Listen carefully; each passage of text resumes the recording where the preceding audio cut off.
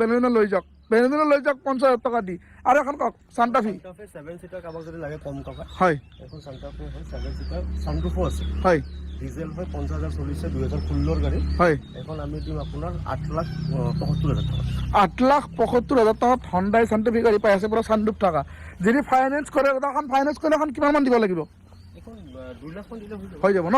Minimum 2 lakh মান টকা দিয়ক আৰু সান্টাফি লৈ যাওক। এফালে আহোঁ, বিভিন্ন ধৰণৰ গাড়ীৰ ষ্টক আছে, বিশাল ষ্টক লৈ চাব কাৰণে ভিডিঅ'টো স্কিপ কৰি নাচাব। আৰু এখন কওক ডাষ্টাৰ 2018 হয় হয়, এখন আমি 5,50,000 টকা দিম 18 ডাষ্টাৰ 5,50,000 যদি ফাইনেন্স কৰে মিনিমাম 1 লাখ মান টকা আদালতত জমা দিলে হ'ল, জমা দিলে লৈ যাব পাৰিব।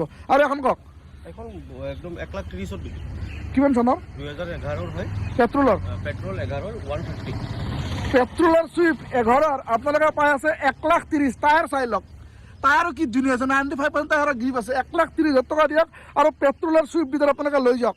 আৰু এখন ডাষ্টাৰ পালোঁ, ডাষ্টাৰখন আপোনাৰ আমি দিম 3,50,000 3,50,000 টকাত দিয়ক, ডাষ্টাৰ লৈ যাওক। মানে সকলো গাড়ীৰ দাম দাদা কমাই দিছে বৰদিন আৰু নতুন বছৰ আহি থকাৰ কাৰণে। 3,50,000 টকা দিয়ক আৰু লৈ যাওক। আৰু এখন চেণ্ট্ৰ পালোঁ 2014 হয় হয় লেতেৰা হৈছে গাড়ীখন বহুত হয়, এখন গাড়ী আমি দিম আপোনাক 2,05,000 টকা